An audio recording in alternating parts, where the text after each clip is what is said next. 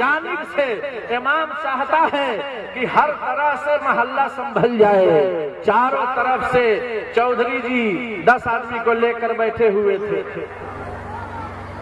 जब अजान होती थी तो लोग कहते थे कि देखिए भवानीपुर में चौधरी जी तो अपने बैठते ही हैं, 10-20 आदमी को बैठाते हैं, चलो कुछ नसीहत की बातें करते हैं, हो सकता है कि कहीं चौधरी मान जाए। और जब वो चौधरी आने लगेंगे तो पीछे पीछे सब लोग आने लगेंगे। अब इमाम साहब ने कहा, पीछे मुक्तदी को लेकर के आए, चौधरी बैठे थे 10 आदमी 20 आदमी को लेकर के। लोगों ने कहा कि क्या बात है इमाम साहब, आप इतने लोगों के साथ आए हैं। इमाम साहब ने कहा, हुजूर मैं इसलिए आया हूँ कि आप अगर नमाजी बन जाते, आप अगर नमाज पढ़ते तो आपके साथ ये 10-20 जो बैठे हुए हैं आगे आगे आप चलते, पीछे पीछे ये चलते, इसीलिए हाजिर हुआ हूँ कि आप नमाज पढ़ते तो अच्छा होता। चौधरी बड़ा लालची था, पूछता है, ए इमाम साहब नमाज पढ़ेंगे तो मुझको क्या मिलेगा? मैं नमाज पढ़ूंगा तो मुझको फायदा क्या होगा? इमाम समझ गया कि ये लालची है, कुछ न कुछ इसको दिखाना पड़ेगा। इमाम ने कहा कि हाँ आपको फायदा होगा, आप 40 दिन एक चिल्ला नमाज की कसरत कर लीजिए, आपको 10 किलो दूध देने वाली भैंस मैं दूंगा। अब जब 10 किलो दूध देने वाली भैंस का नाम सुना, अल्लाहू अकबर, उसी वक्त से स्टार्ट करना शुरू कर दिया कि तो 40 दिन का मसला है, 40 दिन में 10 किलो दूध देने वाली भैंस मिल जाएगी, 50,000 से ऊपर मेरा काम हो जाएगा। मारे खुशी में फजर की नमाज, जोहर की, असर की, मगरिब की, इशा की 5 पंजगाना नमाज पढ़ना शुरू कर दिया।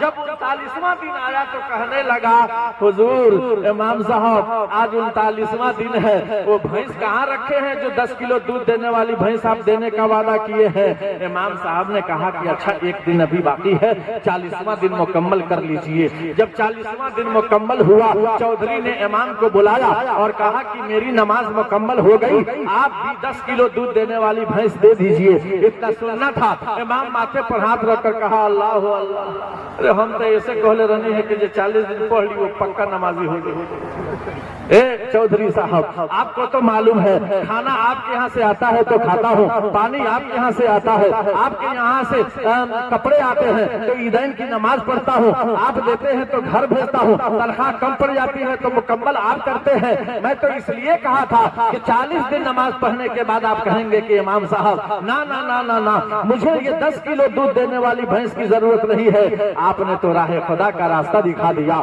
आपने तो पंजगाना नमाज पढ़ने का आदी बना दिया, मुझे इसकी जरूरत नहीं है। लेकिन आपने तो मांगना शुरू कर दिया। वो चौधरी का जवाब सुनो मुसलमानों। वो चौधरी ने कहा, इमाम साहब ये मुझे पता था कि खाना मेरे घर से जाता है, कपड़े मेरे घर से जाते हैं और जब तनख्वाह घट जाती है मैं पूरा करता हूँ, ये मुझे यकीन था, इसलिए होशियारी मैंने भी कम नहीं की है। 40 दिन नमाज तो जरूर पढ़ा हो मगर किसी नमाज में वुजू नहीं किया। सब बेवजूए के पढ़ लिया।